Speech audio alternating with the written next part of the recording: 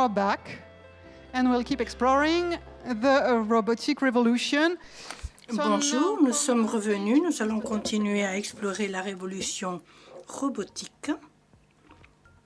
Monsieur Thomas Henrel et Monsieur Vincent Tardieu sont invités à se joindre à moi. Alors, nous allons commencer avec vous, Monsieur Thomas Engel. Vous allez nous parler des tracteurs automatiques, à guidage automatique. Merci et merci de m'avoir invité. Je suis très heureux d'être venu vous parler un petit peu de notre perspective sur les véhicules automatiques et sur les robots autonomes. J'ai maintenant à relever le grand défi de vous garder réveillé après le déjeuner. J'espère que ce ne sera pas trop difficile. Alors, que peut-on attendre? Eh bien, tout d'abord, nous allons parler un petit peu de John Deere pour que tout le monde sache où nous en sommes. Quelques mots sur les solutions de guidage automatique et des succès que nous avons connus dans ce domaine. Ensuite, nous parlerons des véhicules autonomes, les conducteurs, les défis qui se posent à nous, quelles sont les applications qui apparaissent sur le marché, également quelques mots sur les technologies d'essaim et du rôle de l'électrification. Et finalement, un résumé de ma présentation. Alors, voici quelques chiffres de 2017. Notre siège est à Illinois, aux États-Unis. L'an dernier, nous avions 60 000 employés. Nous sommes maintenant quelques 70 000 car nous avons fait une acquisition dans le domaine du bâtiment. Et nous avons ajouté 8 000 employés. Voilà les chiffres concernant le revenu total. Alors, quels sont les domaines où nous trouvons? Nous sommes dans l'équipement agricole. 2 tiers de nos ventes proviennent de ce secteur, mais vous voyez également que le secteur du bâtiment devient de plus en plus important dans notre activité. Voici par exemple un équipement qui n'est pas vendu en Europe, mais ça c'est notre dernière acquisition. Nous avons beaucoup d'équipements concernant la construction des routes.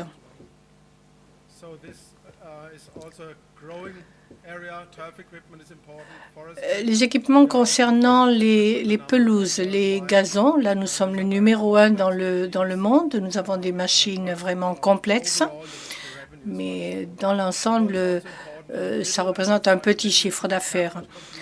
Ensuite, vous voyez au milieu la tablette. Nos solutions intelligentes sont de plus en plus importantes. La haute technologie est en croissance dans la société. Alors, qu'avons-nous fait dans le domaine des solutions de guidage automatique? À la fin des années 90, nous étions convaincus qu'à ce moment-là, les GPS étaient importants pour l'agriculture du futur. Voilà pourquoi nous avons développé notre propre récepteur, notre propre réseau de correction des données à ce moment-là, afin de pouvoir guider les machines, d'abord les localiser. Et avec les données de correction, nous avons une précision de 3 à 4 cm avec ce réseau de correction de données. Nous avons donc commencé avec le GPS, mais nous avons rencontré des difficultés tout d'abord avec les GPS. On ne voyait pas suffisamment de satellites à cause des arbres, etc. On ne pouvait pas vraiment utiliser le système. Et maintenant, nous sommes avec Galileo. Nous avons des logiciels qui fonctionnent. Il y a une précision plus importante, de moins de 2 cm, mais ce n'est pas ce qui est le plus important. Ce qui est vraiment important, c'est que nous avons maintenant un système vraiment stable qui peut être utilisé partout, même s'il y a des arbres et des deux côtés. Je pense que je m'étais arrêté sur ce récepteur GNSS. Ces récepteurs sont maintenant très fiables et ils fonctionnent dans toutes conditions, même s'il y a des arbres. Ces systèmes sont utilisés pour les systèmes de guidage automatique et c'est une réussite. Vous voyez ici sur l'image, ce sont des appareils de 10 ans. Nous avons introduit les systèmes de guidage automatique par GNSS il y a une quinzaine d'années et nous avons ajouté des fonctionnalités entre-temps et donc ces tracteurs peuvent se guider dans le champ sans qu'on ne touche rien. Ils tournent automatiquement et se guide tout seul. Ça fonctionne très, très bien. Alors, je dirais que c'est maintenant des systèmes standards. Lorsque je regarde nos ventes et nos commandes, ça commence à 150 chevaux. Et donc, nous avons vendu des centaines de milliers de ces machines. Et nous voyons donc qu'il y a une tendance vers une plus grande précision. Les clients veulent cela, cette plus grande précision. Et cela fonctionne tellement bien que la question se pose maintenant pour tous les véhicules autonomes, avoir ce haut niveau de précision dans les champs où il n'y a pas d'arbres ou d'autres éléments qui peuvent vous guider. Par le passé, on a vu que ces expériences se faisaient uniquement dans les universités. Vous voyez ici, ce sont des photos des départements de recherche des universités. Mais récemment, la situation a changé. Nous voyons maintenant qu'il y a des fabricants importants qui parlent d'offrir cette technique de haute précision. Ici, c'est novembre dernier, des annonces ont été faites concernant les systèmes autonomes, c'est-à-dire les tracteurs sans conducteur. On n'aurait pas encore de voitures sans conducteur pour des raisons de sécurité, mais ici, pour les tracteurs, on peut les utiliser sans conducteur. Les universités ont déjà fait des annonces sur cette moissonneuse-batteuse sans conducteur. Et notre concurrent, Fendt, a déjà fait une démonstration d'un petit robot de plantation de maïs ou de blé. Alors, cela n'est pas encore disponible au niveau commercial, mais il sera sur le marché très bientôt. Et par conséquent, la question se pose, que fait John Deere? Je voudrais simplement vous montrer ici une petite vidéo. Vous voyez que en haut à gauche, c'est un tracteur qui a déjà été montré, qui est utilisé pour des activités de pulvérisation. Un autre tracteur en bas. À droite, vous voyez des tracteurs qui circulent dans les champs d'essais, de tests. Il n'y a pas de conducteur. Ils fonctionnent 24 heures par jour pour prouver qu'ils sont fiables. Donc, en général, disons, il y a cette technologie à 15 ans. Et la question qui se pose est de savoir si cela est l'avenir. Est-ce qu'ils vont être remplacés par des systèmes entièrement autonomes? Vous voyez ici, ce gars-là, il n'a pas de contrôle à distance. Il ne contrôle pas ses machines, il ne fait que regarder tout en buvant sa boisson rafraîchissante. Alors, je n'ai pas de boule de cristal, je ne suis pas prophète, je ne sais pas quand ça va arriver, mais ça va arriver à un moment donné, peut-être pas tout. Il n'y aura pas des robots pour tous les domaines agricoles. On aura encore des conducteurs qui peuvent contrôler la vitesse des robots. Alors,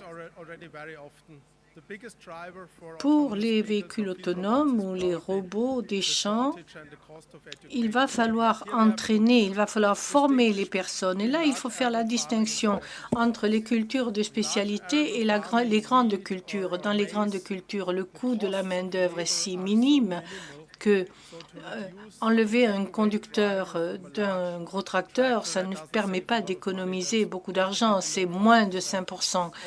Et les tracteurs ont déjà une direction assistée, mais c'est différent pour les cultures de spécialité parce que même s'il n'y a pas de machine, c'est encore quand même manuel et donc la main-d'œuvre est très chère. Ou alors, l'autre problème, c'est qu'on ne trouve plus de main-d'œuvre, on ne trouve plus de personnes qui veulent accomplir ces travaux. L'an dernier, au Royaume-Uni, 30 ou 40% des fraises n'ont pas pu être récoltées parce qu'on ne trouvait pas de personnes. Les Roumains ne pouvaient plus rentrer dans le pays à cause du Brexit. Et en Allemagne aussi, il y a énormément de gens de l'Europe de l'Est qui viennent pour ces récoltes et c'est de plus en plus difficile maintenant de faire ces récoltes. Et donc, il nous faut des robots pour cela. Pour la grande agriculture, dans des régions comme le Kazakhstan, où il y a des champs de milliers d'hectares, on peut avoir différents tracteurs qui vont dans différents sens. Et un conducteur ne veut pas conduire ces tracteurs sur des centaines de kilomètres.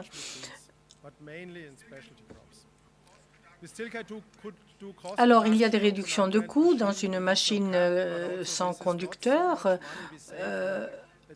Avec un tracteur de 50 chevaux, la cabine, même si elle est climatisée, etc., ça représente moins de 5% du coût total. On peut offrir les machines à un bon prix, mais on ajoute beaucoup de technologie qui renchérit le coût. Après, pour ce qui est du tassement, du compactage des sols, on peut réduire ce compactage.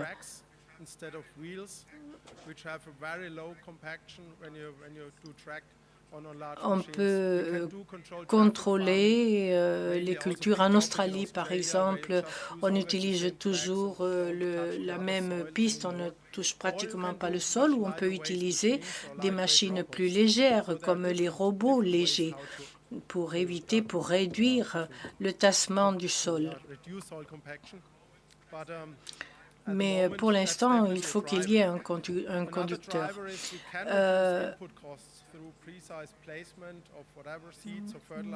On peut également réduire le coût des intrants.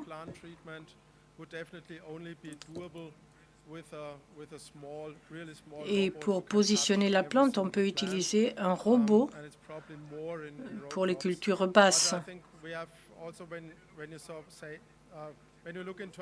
Lorsqu'on regarde nos technologies sur un tracteur traditionnel, on ajoute des équipements et on peut ne pulvériser que les zones où il y a des adventices. Ensuite, il y a les camions autonomes, les voitures autonomes qui ont besoin de beaucoup de capteurs, dont la réduction du coût est importante. Il y a 5-10 ans, on payait des sommes énormes. Maintenant, on paie 80% de moins pour cette technologie.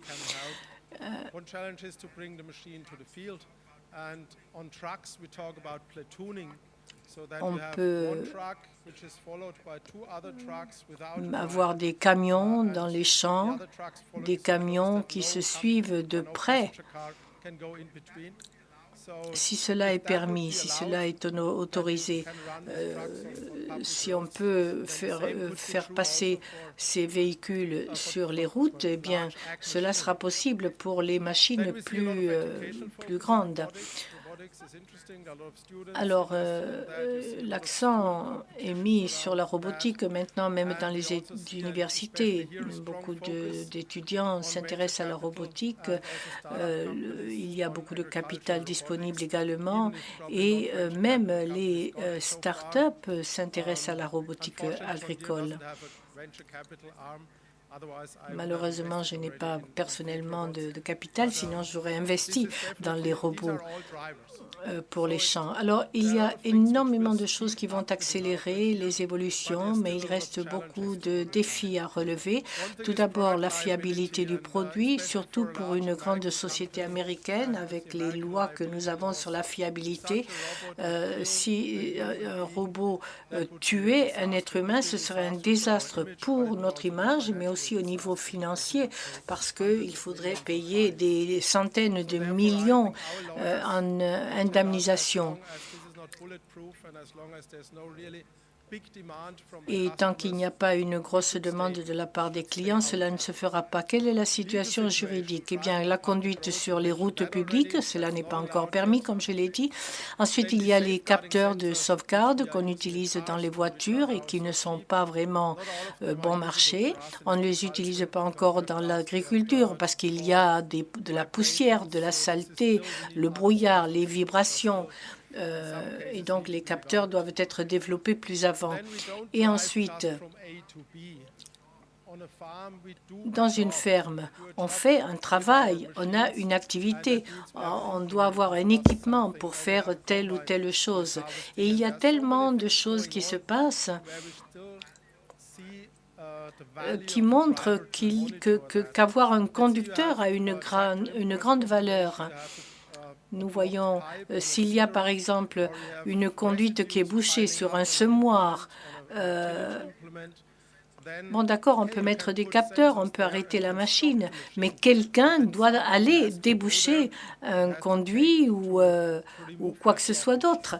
Et donc, si quelqu'un est assis dans son bureau à une demi-heure du champ, c'est un événement vraiment chronophage. Et nous avons des toutes petites fenêtres de temps où on peut faire la bonne activité dans un champ et donc là, ça serait un problème. La logistique, cela a déjà été évoqué également. Alors, le désherbage est relativement facile, la fertilisation également, ou planter des semences, c'est un peu plus difficile, ou bien récolter des cultures. Là, il faut plus de travail, il faut plus d'efforts. Et il y a toujours le problème du transport vers le champ et du champ. Ensuite, lorsqu'on parle de véhicules autonomes, il ne suffit pas de dire voilà, on va enlever la cabine du tracteur et ça va marcher. Non, non, il faut réfléchir à une restructuration complète de la machine. Voilà quelques exemples ici, quelques dessins qui montrent l'aspect que pourrait avoir ce genre de machine et ce qu'elle pourrait faire. Nous ne pensons pas que ce serait un tracteur séparé de notre équipement. Ça serait une combinaison des deux. On peut réfléchir à des systèmes de récolte tout à fait nouveaux.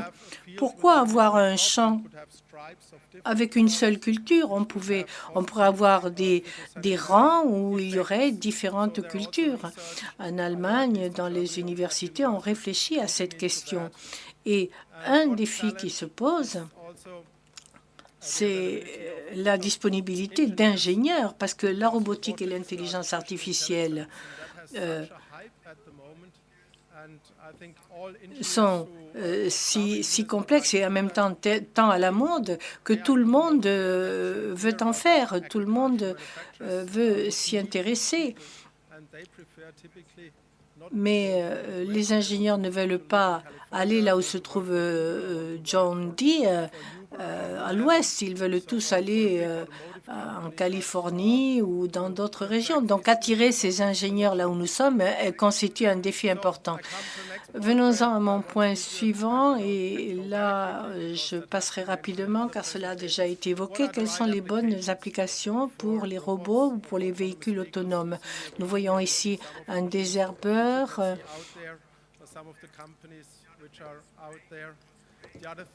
L'autre chose que fait un robot, c'est la pulvérisation. Alors, il y a des pesticides toxiques, des insecticides qui sont toxiques pour les êtres humains. Et donc, si on peut ne pas avoir un conducteur, ce sera une valeur ajoutée.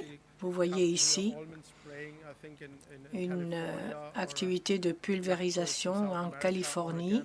Et après, vous voyez le système robotique de l'Australie.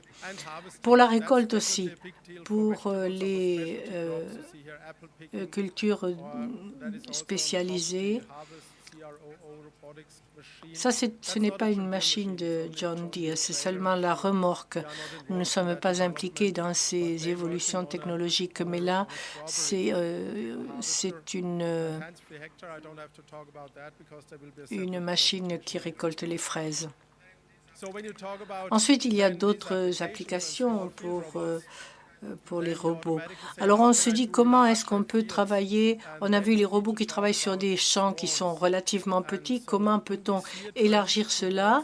Y a-t-il une tendance vers la technologie d'essaim? Moi, je crois qu'il y a déjà une tendance qui se dessine. Ce sera la seule façon d'atteindre des niveaux élevés de productivité. Vous voyez ici une machine de Fendt avec une technologie d'essaim, avec 12 robots de plantation. Avec ces 12 robots, ils peuvent planter 1 hectare l'heure. Il faut qu'ils rechargent. Et c'est très dur d'être en concurrence avec une grande machine, un grand tracteur. Donc, au niveau concurrentiel, c'est difficile. Alors, nous examinons cette technologie. Des essaims de terrain, de champs. Cela pourrait être un essaim d'équipements autonomes et semi-autonomes. Vous voyez, il n'y a pas de tracteur. Il y a un tracteur avec cabine et sans cabine. Donc, dans ce projet, on examine la taille. Quelle est la bonne taille pour une bonne application et comment ça peut fonctionner. Nous pensons que ce seront des unités électriques et nous sommes convaincus qu'à ce moment-là, si c'est électrique, nous atteindrons des niveaux d'autonomie bien plus élevés avec moins de puissance. Alors, nous examinons également le rôle de l'électrification, car un grand nombre de ces robots fonctionnent avec des batteries, mais nous sommes convaincus que l'électrification sera de plus en plus répandue. Nous voulons être prêts.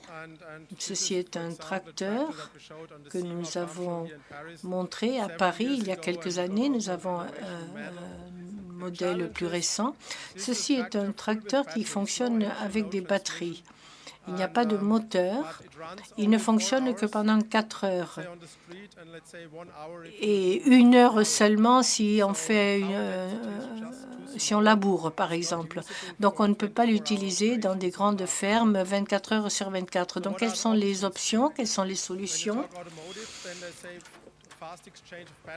Une option, c'est de changer rapidement les batteries.